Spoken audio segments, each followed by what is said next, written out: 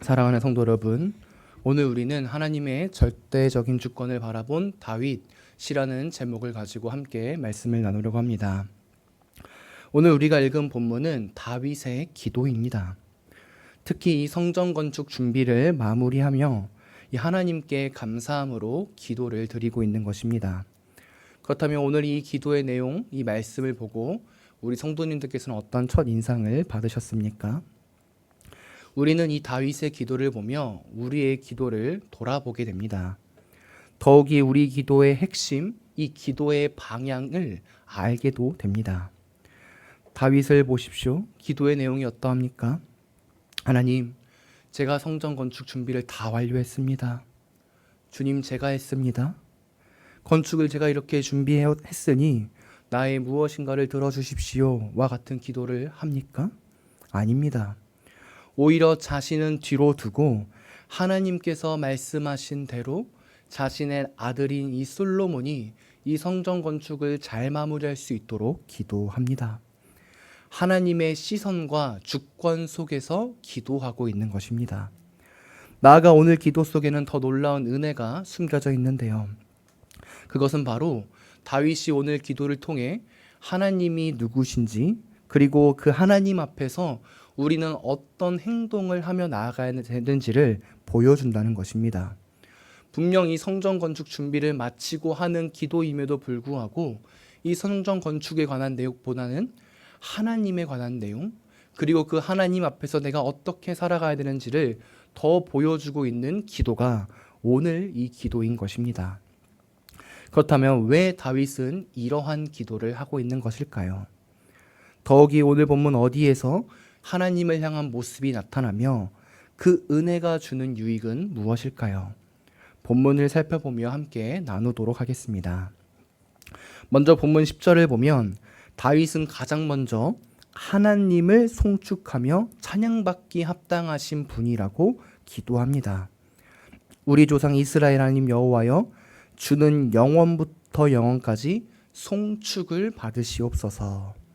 그리고 우리는 여기서 기도의 내용과 목적, 나아가 이 찬양과 송축의 주된 내용이 오직 하나님 한 분이라는 것을 보게 됩니다. 즉 기도는 나의 삶을 먼저 아뢰는 것보다 그 이전에 하나님이 누구신지를 정확히 알고 그분에 대하여 찬양하고 송축하는 것이 그분을 향한 고백이 먼저여야 한다는 사실을 알 수 있는 것입니다. 그리고 이러한 모습은 기도뿐만이 아니라 이 본문에서 말하고 있듯이 이 송축과 찬양의 내용에서도 동일하게 나타나는데요. 우리는 이 부분을 이 시대 속에서 한번 생각해 보며 나아가 봐야 합니다. 이 현대 교회 안에서 요즘 예배의 트렌드가 무엇인지 아십니까? 찬양입니다. 정확히 말하자면 음악입니다. 음악으로 사람의 마음을 움직이고 감정을 다스리는 것입니다. 그래서 많은 교회에서 이 찬양의 시간을 예배의 주로 삼습니다. 그런데 성경은 단 한 번도 이 음악적 요소로 사람을 바꿀 수 있다고 말하지 않습니다. 찬양은 바꿀 수 있는데 이 음악적 요소가 바꿀 수 없는 것입니다. 오히려 사람을 바꿀 수 있고 변화시킬 수 있는 것은 오직 하나님과 그 말씀이라고 이야기합니다. 그렇기에 찬양에서 중요한 것은 이 음악적 요소가 아니라 이 가사의 고백과 이 찬양의 의미를 알아가는 것입니다. 그런데 현대 이 CCM은 이 모습들을 모호하게 만듭니다. 더불어 어떨 때는 이 하나님을 바르게 전하지 않고 사람의 감정에 관한 이 찬양이 나올 때도 있다고 합니다. 이 음악적 요소만을 강조하는 것입니다. 그러나 이러한 모습들은 이 단기간에 사람의 감정은 만질 수 있어도 실제적으로 사람의 마음에 변화를 주기는 어렵습니다. 더욱이 음악적 요소의 이 감정 건드림보다 더 크고 심한 감정의 변화가 올 때는 무너집니다.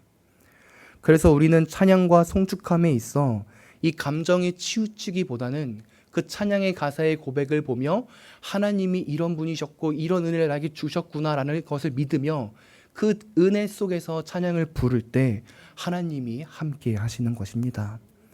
그리고 오늘 다윗 역시도 그 사실을 너무나도 잘 알았습니다. 그래서 그는 오직 송축과 찬양의 대상을 하나님께 둔 것입니다.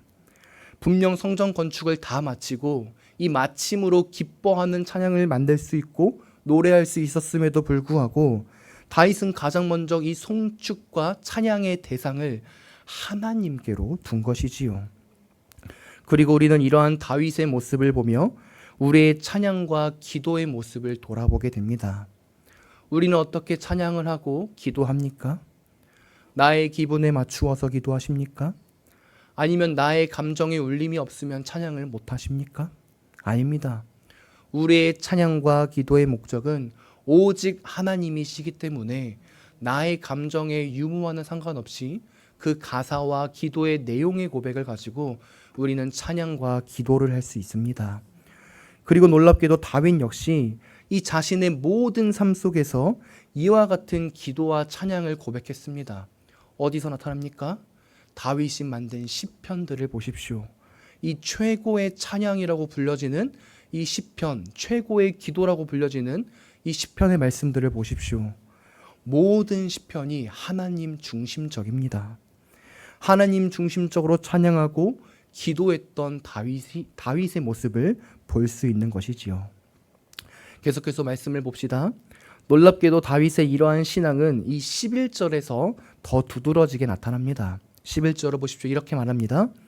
여호와여 위대하심과 권능과 영광과 승리와 위엄이 다 주께 속하였사오니 천지에 있는 것이 다 주의 것이로소이다.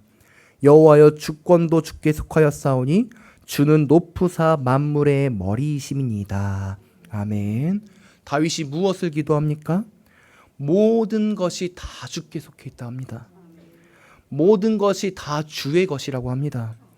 이 세상의 주권, 만물의 모든 내용, 이 모든 것의 핵심은 하나님으로부터 말미되었다라고 고백하는 것이지요.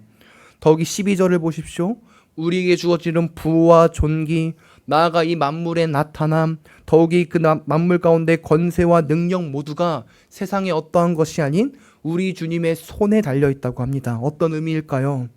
지금 다윗은 여호와 하나님만이 유일한 왕이시고 여호와 하나님만이 이 세상의 유일한 주권자이시고 오직 그분의 손 안에 모든 것이 달려있다.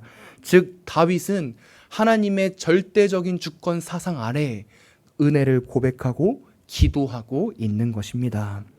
사랑하는 성도 여러분, 우리는 이러한 다윗의 기도의 내용을 주의 깊게 봐야 합니다.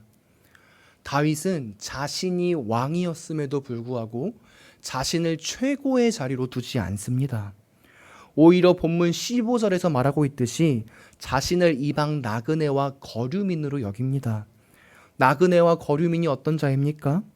자신의 집도 없이 떠도는 자들입니다. 항상 위험과 고난이 있는 자들이지요. 즉 15절 하반절의 말씀처럼 희망이 없는 자입니다. 그리고 그런 자가 다윗 자신이라고 말합니다. 자신 스스로는 어떤 것도 할 수 없고 자신 스스로는 이 세상에 살아갈 수 없다는 사실을 고백하고 있는 것입니다. 그렇다면 왜 다윗은 이렇게 자신을 낮추고 있는 것일까요? 이유는 이 11절과 12절에서 말하고 있듯이 여호와 하나님만이 우리의 유일한 왕이시고 이 역사를 주관하시는 분이심을 다윗은 믿었기 때문입니다. 더욱이 이 세상의 모든 원리와 방향은 연약하고 죄인된 내가 하는 것이 아니라 우리 주님의 손길로 나타난다는 사실을 정확하게 알았던 것입니다. 다윗은 이 세상의 삶 속에서 주인은 내가 아니라 하나님이심을 정확히 알았고 그 알을 통해 나의 존재를 바라보니 그 전능하신 분 앞에 나는 나그네와 거류민일 수밖에 없구나 라는 사실을 느끼게 된 것이지요. 그리고 다윗은 그 사실을 믿음으로 받아들이며 온전히 하나님만을 바라봅니다. 비록 내가 나그네와 거류민 같은 자라 할지라도 그것이 중요한 것이 아니라 전능하시고 위대하시고 이 세상의 모든 만물을 만드시고 주권하시는 그분이 나와 함께 하시기 때문에 그거 하나로 나는 만족할 수 있다 라고 고백하는 기도의 내용인 것이지요. 그리고 이것이 다윗의 기도이자 다윗이 일평생 가졌던 하나님의 이 절대주권 사상입니다. 그리고 이러한 신앙의 기반을 두고 자신의 모든 삶을 이끌어 나갑니다. 성도 여러분, 우리도 이러한 신앙이 필요합니다. 나를 높이는 것이 아니라 하나님을 높이는 자가 되어야 합니다. 더불어 이 세상의 주권자는 온전히 하나님이시다라는 사실을 믿어야 합니다. 내가 하는 것이 아니요 하나님이 하신다는 사실. 나는 이 세상에서 잠깐 나그네와 거루민으로서 하나님이 주신 생명을 누리며 살아간다는 사실. 그렇기에 이 세상에서 영광 받아야 할 분은 세상도 나도 그 누구도 아닌 오직 하나님 한 분밖에 없다는 사실을 우리는 믿고 고백해야 합니다. 그리고 놀랍게도 이러한 신앙을 가질 때 우리의 기도와 우리의 모습이 바뀝니다. 특히 기도할 때 이제는 나의 것보다 하나님의 영광을 위해 구하기 시작합니다. 나보다 하나님의 주권이 더 중요하니 하나님을 위해 그 나라를 위해 살아가려고 하고 싶은 것입니다. 이 세상에서 내가 중심되는 삶이 아닌 하나님 중심적인 삶을 살고 싶어지는 것입니다. 더욱이 이러한 신앙 가운데 이제 우리는 이 받는 것보다 헌신하는 사람이 되기를 원합니다. 예전에는 주님 이것을 해주세요, 도와주세요라는 기도를 가장 많이 했다면 이제는 주님, 내가 주님을 위해 헌신하겠습니다. 나의 모든 것을 드리겠습니다. 내가 나아가겠습니다 라는 고백을 하는 것입니다. 그리고 이러한 모습이 오늘 기도 속에 나타납니다. 16절부터 19절까지의 말씀을 보십시오. 다윗은 이 하나님의 절대주권 사상의 기도를 한 이후에 이제는 온 백성이 기쁨으로 하나님을 섬기고 그분께 헌신했다고 고백합니다. 우리가 어제 보았듯이 정직한 마음으로 모든 것을 즐거이 자원함으로 드렸다는 것입니다.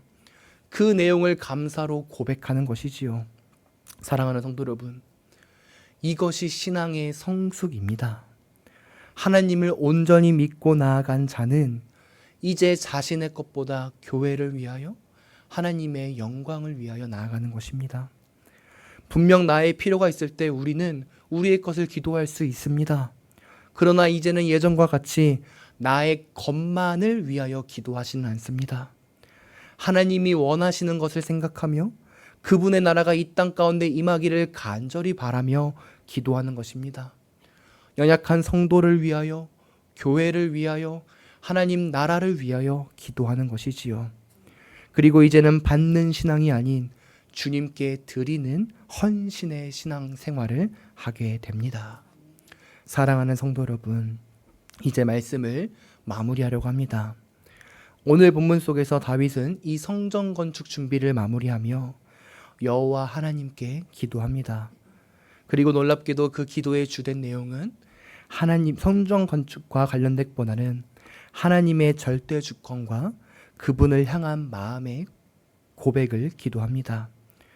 왜 이런 기도를 이 마지막 시점에 다윗은 기도했을까요? 서론에서 여쭤봤었죠. 이유는 바로 이 하나님의 절대 주권을 인정하고 그분께 마음을 돌리면 우리의 왕이신 그분께서 우리를 통해 이루실 모든 일들을 가장 아름답게 선하게 이끌 줄을 믿었기 때문입니다. 다윗은 하나님을 의지하면 다윗이 고대하고 사랑했던 성전 건축이 가장 아름답게 빚어질 것을 믿었던 것입니다. 그래서 이 마지막 기도할 때 백성들과 솔로몬에게 하나님을 바라봐라 라고 이야기한 것이지요. 하나님을 전적으로 믿고 신뢰하면 그분이 우리를 이끈다는 것입니다. 우리 삶에도 이러한 신앙과 기도가 나타나기를 소망합니다. 우리의 삶 어떤 것 하나에 마음 상해하지 마시고 더 크고 놀랍게 이 세상을 이끄시는 이 세상의 주권자이신 하나님을 바라보는 성도가 되기를 소망합니다. 그리고 그 은혜 가운데 우리의 삶을 녹여내고 기도하며 이 어두운 세상 가운데서 하나님을 위해, 교회를 위해 그분께 영광 올려드리는 우리 모든 성도님들 다 되시길 간절히 소망합니다. 기도하겠습니다.